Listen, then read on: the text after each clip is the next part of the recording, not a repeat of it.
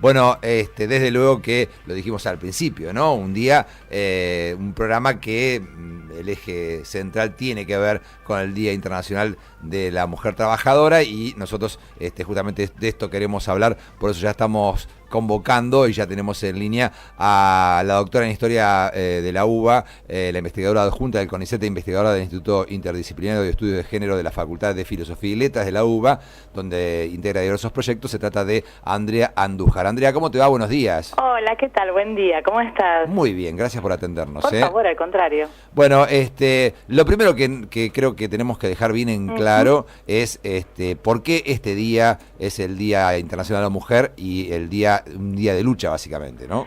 Mira, básicamente, durante muchos años se produjo una enorme confusión acerca de por qué se había elegido esta fecha, o mejor dicho, de dónde se originaba esta fecha.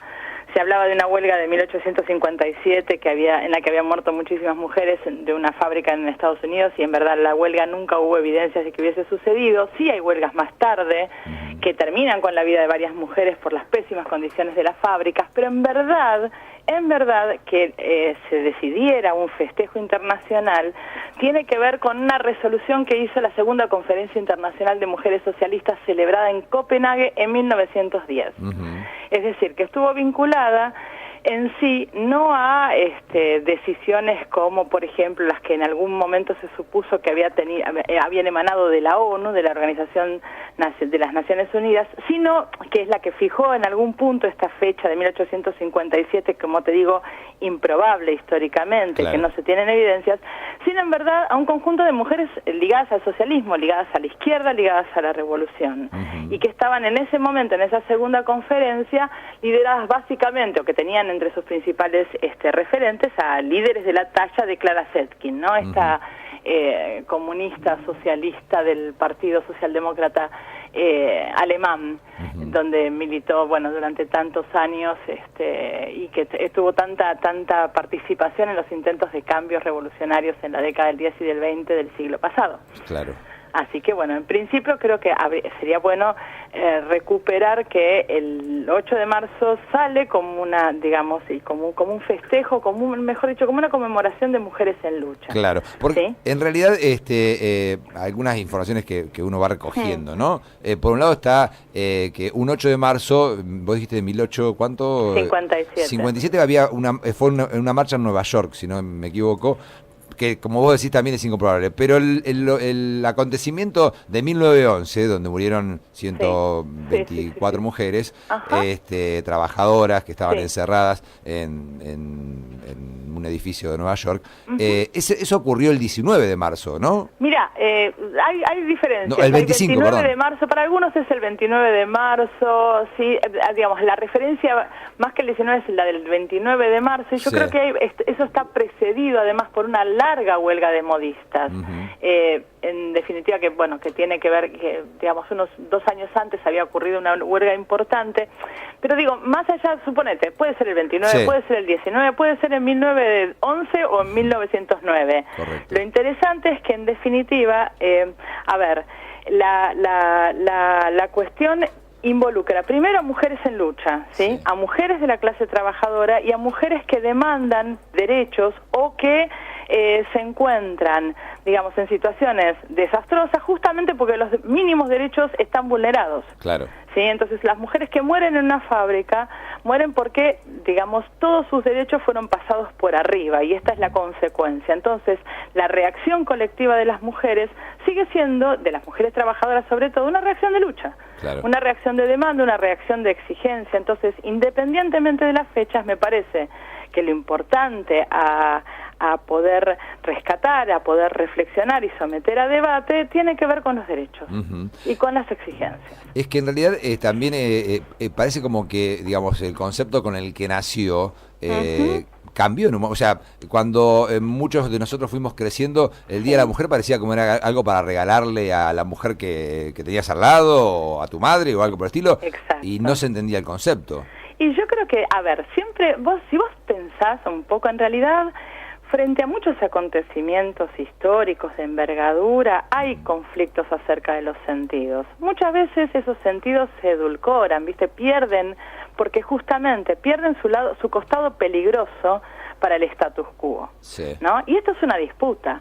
Entonces, quitarle el costado peligroso a la memoria, a la reivindicación, a la conmemoración, es parte de, digamos, me parece a mí, una intencionalidad de edulcorar y de hacer todo más tranquilito, de hacer que todos convivamos bajo las mismas reglas que no siempre aceptamos, reglas que no siempre generamos colectivamente, y reglas que en verdad hablan de un consenso que en muchas ocasiones no existe.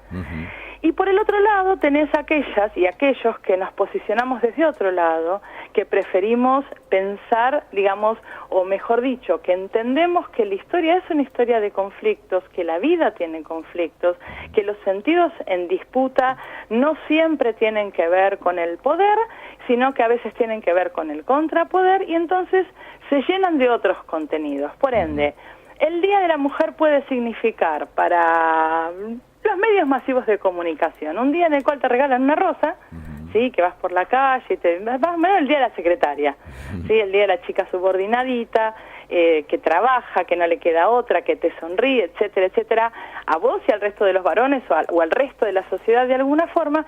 Y para otras mujeres, el Día de la Mujer significa un día de conflicto, un día de lucha, un día de demanda. Claro. Entonces, me parece que pasa con millones de acontecimientos históricos, donde los sentidos se encuentran en conflicto, están en disputa, y bueno, que tienen que ver con las disputas sociales y políticas con las que vivimos, ¿no? Y que para mí son bienvenidas en ese sentido. Sí. Está bueno que haya conflictos. El tema es cuál de los dos o cuál de los múltiples sentidos se termina imponiendo. Andrea, ese es el punto. Buen día, Lucía. Hola, buen día. ¿Cómo estás? ¿Cómo te va? Bien. En tu libro sobre las mujeres, la política y los piquetes en el periodo 1996-2001, sí, analizás justamente formas de resistencia y de organización de las mujeres frente al modelo neoliberal en la década menemista. Sí, señora. Ahora, ante la reimplantación de un modelo neoliberal, ¿cómo ves a la mujer hoy?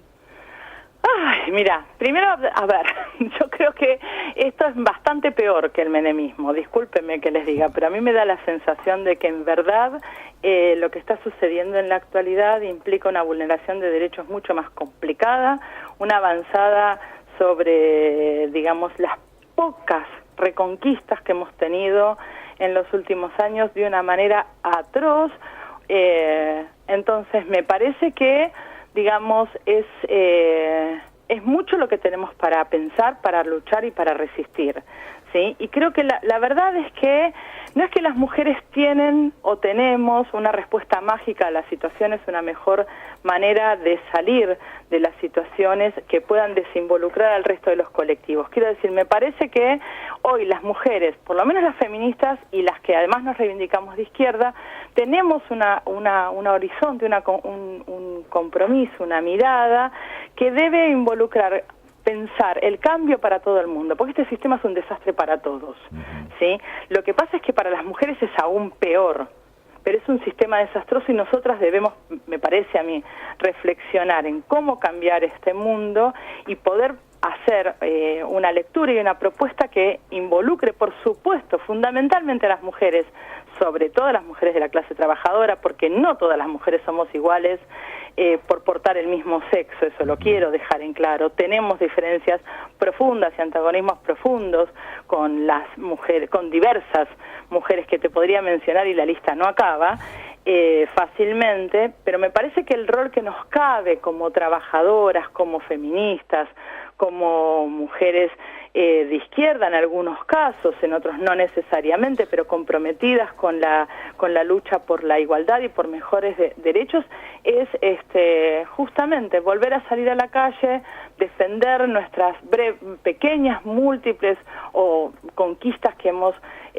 tenido, recordar lo que fue el pasado e intentar preguntarnos qué hacemos acá, por qué llegamos a este lugar hoy, por qué estamos en esto, y digamos, idear formas de lucha e idear formas de resistencia. Como dice una gran mujer que se llama Dora Barrancos, y me atrevo a citarla porque en verdad me encanta, ella dice algo así como: estos no son tiempos para pesimismos, ¿sí? Los podemos dejar para más adelante. Ahora lo que necesitamos es ver por dónde hacemos las cosas. Y yo creo que para las mujeres lo vamos a demostrar hoy, y lo venimos demostrando cada 8 de marzo últimamente, francamente tenemos un conjunto de banderas que son realmente alucinantes para luchar, que reconocen permanentemente la autonomía, la libertad y la no explotación, todo el tiempo. Las banderas por el derecho al aborto, la bandera por la igualdad en las condiciones de trabajo, la bandera por la no doble jornada. Me parece que son siempre, las banderas que llevan las feministas son siempre banderas que sirven para todo el mundo. Andrea, en esto de hacer memoria, si bien sabemos por supuesto que las luchas son colectivas, si vos tuvieras que elegir 2 o 3 nombres de figuras de tus preferidas en la historia, de mujeres que han cambiado la historia en alguna área, en la política, en la ciencia, en la cultura, ¿con quién te quedarías? Tengo carradas de mujeres. Mira, sin dudas me quedaría con Clara Zetkin, me quedaría por el lado de las argentinas y yo le tengo un amor terrible a la Virginia Volten, pero así nuestra querida anarquista de fines del 19 y comienzos del 20, digamos no sé, te podría mencionar a un montón a los colectivos de mujeres feministas y de organizaciones de izquierda de la década de los 70, a esas mujeres anónimas de los 20, de la clase trabajadora, que salían permanentemente los 10 y de los 30 a hacer conflictos importantísimos, luchando por derechos, mujeres impensadas. Me cuesta pensar en individuos, pero si tuviese que mencionarte esos individuos, y yo andaría por la Zetkin, la Volten, obviamente Dora, que es una persona, me parece que como que marcó a puño fuerte todo lo que es la producción en género y el pensamiento feminista, intelectual y académico en la Argentina del siglo pasado y lo que va de creo que por allí andaría. Bien, y una última consulta al menos de mi parte, sí. ¿Cómo hacerle? Porque sabemos que obviamente el machismo nos atraviesa a todos, a mujeres y a hombres, y que estamos todos en proceso de deconstrucción. ¿Cómo explicarle a una mujer que por ahí todavía no ingresó a deconstruir su propio machismo qué es la sororidad? Ay, mira, yo creo que a veces las cosas se explican en la práctica, ¿sí? Y tardan tiempo.